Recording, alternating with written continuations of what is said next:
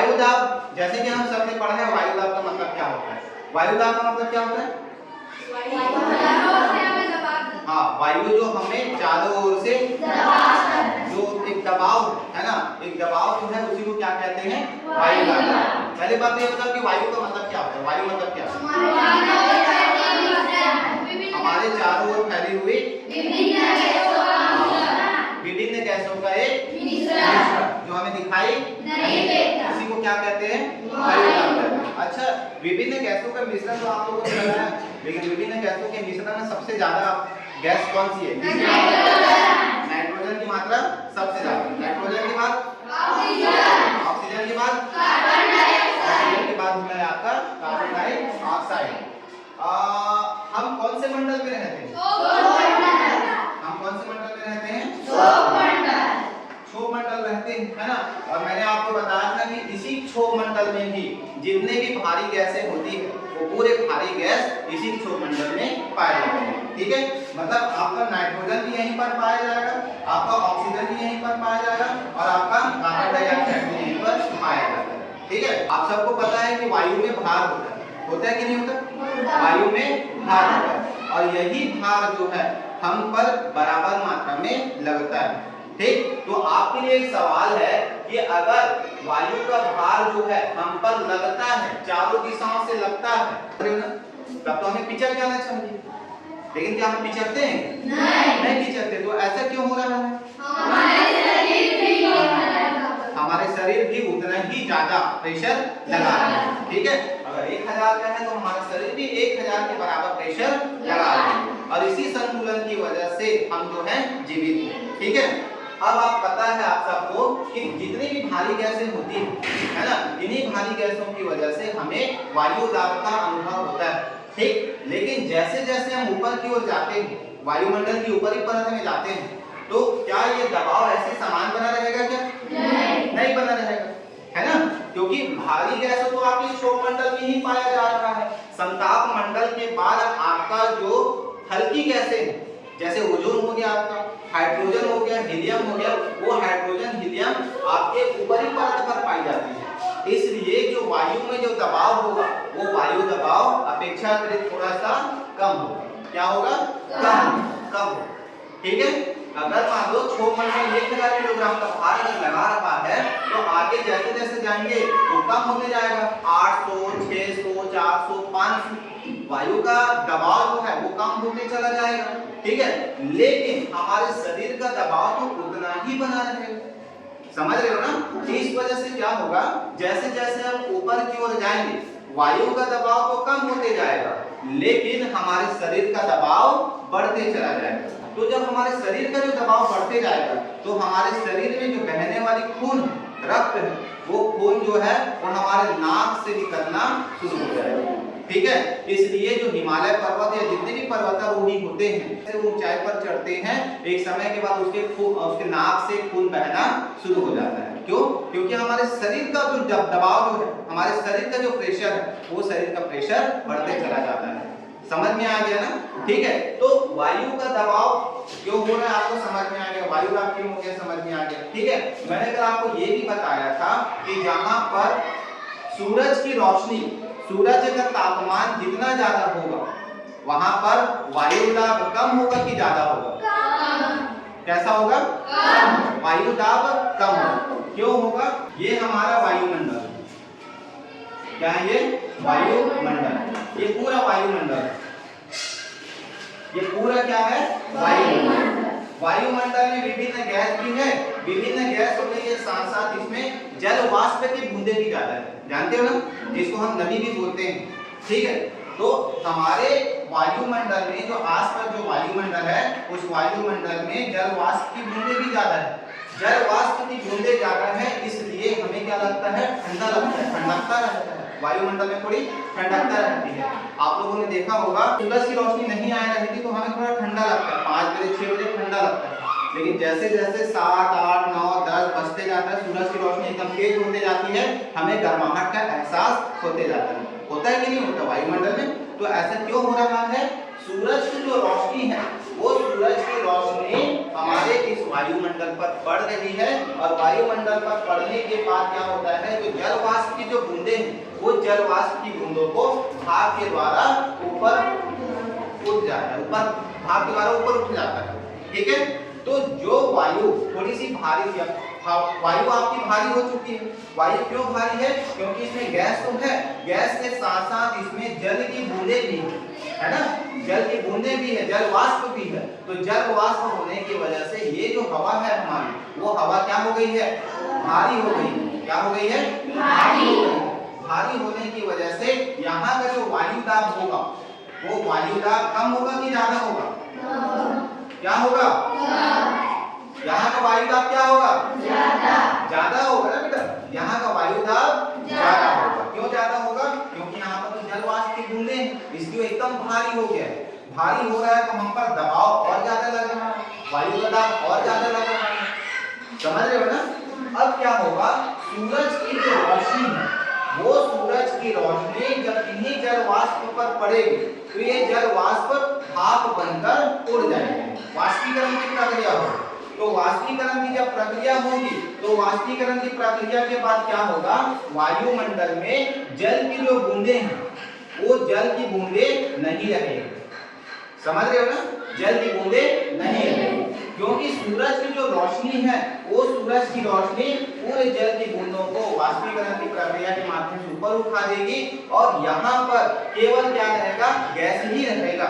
ठीक है, जल वाष्प की बूंदें नहीं रहेंगी। तो यहाँ पर जब जल वाष्प की बूंदें अगर नहीं तो यहाँ पर जो दबाव है, वायु का दबाव, वो वायु दाब क्या होगा? वायु दाब क्या हो जाएगा? कम हो। मतलब वायु के द्वारा जो दबाव लग रहा है वो वायु दाब क्या हो जाएगा? कम हो। ठीक है, सूरज की रोशनी जितनी तेज होगी, किसी क्षेत्र का वातावरण जितना ज्यादा गर्म होगा, वहां का हवा उतना ही ज्यादा हल्का होगा, हल्का होगा। और हल्का होने से यही जो हवा है, यही जो वायु है, वो वायु ऊपर की ओर उठना शुरू हो जाएगा। अब यहाँ की वायु ऊपर की ओर उठना शुरू हो गया है ना, तो यहाँ पर तो खाली जगह है। पर हम लोगों ने पढ़ा है कि इस पृथ्वी पर ऐसा कोई भी जगह नहीं है जहाँ पर हवा ना हो। हर जगह हवा है। हर जगह क्या है? हवा। हर जगह हवा होने की वजह से क्या होता है, अब यहाँ का हवा जब ऊपर उठ जाएगा, यहाँ की गर्म वायु जब ऊपर उठ जाएगी तो आसपास की जो भारी वायु है, ठंडी वायु है, वो ठंडी वायु उसका स्थान लेने के लिए तेज गति से आगे बढ़ेगी। समझ में आ गया ना? तो ये जो वायु दाब है, जो ज्यादा वायु दाब है, जिसको कहा जाता है उच्च वायु दाब को हम क्या कहते हैं? हाई प्रेशर, एचपी बोलते हैं। और कम वायु दाब को बोला जाता है लो प्रेशर। ठीक है, तो जो हवा जब बहेगी, पवन जब चलेगी, तो पवन कैसे चलेगी? पवन चलेगी हाई प्रेशर से लो प्रेशर से, ज्यादा वायु दाब से कम वायु दाब। क्योंकि कम वायु दाब होगी, यहाँ का दबाव कम है। दबाव क्यों कम है? सूरज की रोशनी ने जल वाष्प को पूरी तरह से वाष्पीकरण कर दिया है कि नहीं? और यहाँ की जो गैस है, गैस का आयतन अलग हो गया, गैस का आयतन दूर दूर हो गया है कि नहीं? गैस के आयतन दूर होने से वो हल्की हो गई है और हल्की होने से वो ऊपर की ओर चढ़ गई। ये स्थान आपका एकदम खाली हो गया। ये खाली हो गया तो आसपास की ठंडी हवा इसका स्थान लेने के लिए जा रही है ना? तो वायु दाब क्या होता है? उच्च वायु दाब से कम वायु दाब की ओर पवन बहनी शुरू हो जाता है। समझ में आ गया ना? कितना सबको समझ में आ गया? सबको? तो जहां तापमान ज्यादा होगा, तापमान अगर ज्यादा है तो वहां पर वायु दाब कम होगा कि ज्यादा होगा? क्या होगा? जहां पर तापमान ज्यादा है वहां लो प्रेशर बनेगा, है ना? कम वायु दाब बनेगा। और जहां तापमान कम है वहां पर हाई प्रेशर बनेगा, उच्च दबाव बनेगा। इतना समझ में आ गया ना? इसी कारण से अभी देखो बरसात जो हुई है, क्या वो बादल के बरसात है? जो वर्षा है उसका बरसात है क्या? है ना? बादल जो मानसून के बरसात है उसकी वजह से पानी गिरा है क्या? नहीं गिरा। ठीक है, ये चक्रवात होता है बेटा। चक्रवात की वजह से कहीं कहीं पर पानी गिरता है। तो ये चक्रवात क्यों बनता है? जब हाई प्रेशर में लो प्रेशर के पास जब जाता है, हाई प्रेशर जब लो प्रेशर के पास जाता है तो वहां पर एक ठंडा और गर्म हवा का एक राउंड बनता है, शेप बनता है, चक्र के समान एक शेप बनता है ना, चक्र के समान एक आकृति बनती है, ठीक है, क्या बनती है, चक्र के समान एक आकृति बनती है, ठीक है। और वायु को हम कहते हैं वात, क्या कहते हैं, वात, है ना। तो इसी शब्द से मिलकर बना हुआ है आपका चक्रवात। क्या है, चक्रवात। चक्रवात में क्या होता है, ज्यादातर चक्रवात समुद्रों में बनती है, याद रखना, ठीक है। ज्यादातर चक्रवात कहाँ बनेगी, समुद्रों में, क्योंकि समुद्र में क्या है, ठंडा जलवायु है ना, वहां का वायु दाब सबसे ज्यादा है, क्योंकि पानी वहां पर ज्यादा है, जलवाष्प की बूंदें वहां पर ज्यादा है, तो वहां पर ठंडा वायु दाब ज्यादा रहेगा, है ना, वायु दाब एकदम ज्यादा रहेगा। लेकिन आसपास की जो गर्म हवा है वो ऊपर उठती है, तो ठंडी हवा उसके स्थान लेने के लिए आती है। तो जिस प्रकार से इस प्रकार आ रही है ना, पवनें आ रही है, ठंडी हवा और पवन हवा जो है एक प्रकार से चक्र का निर्माण करती है। चक्र समझते हो ना, एक गोला का निर्माण करती है, और वो इस प्रकार से पूरा गोल घूमना शुरू हो जाता है। मैंने आप लोगों को बताया था शायद, है ना, चक्रवात जानते हो, अगर मान लो मैं इसमें पानी भर दूं तो इसमें चक्रवात बनता है, पता है आप लोगों को, क्या बेटा इसमें भर के लो जल्दी, आधा भरना। ये देखो, ये क्या है, पानी का बोतल, पानी का बोतल, पानी का बोतल है ना। अब इस ये जो पानी का बोतल है वो आधा भरा हुआ है और आधा आपका खाली है, ठीक है, आधा आपका भरा है, आधा खाली है। तो चक्रवात किस प्रकार होता है पता है, चक्रवात देखो, चक्रवात ऐसा होता है, मैंने आपको बताया, ठंडी हवा और गर्म हवा जब आती है ना तो क्या होता है, एक चक्र के समान होता है। चक्रवात समुद्रों में कैसा उठता है पता है, दिखा नहीं दिखा, पानी थोड़ा ज्यादा हो गया, ये जो इस प्रकार से हिल रहा है ना, ये चक्रवात की वजह, जहाँ ठंडी हवा और गर्म हवा मिलती है। नहीं हो रहा है यार, बड़े वाले बोतल में अच्छा होता है।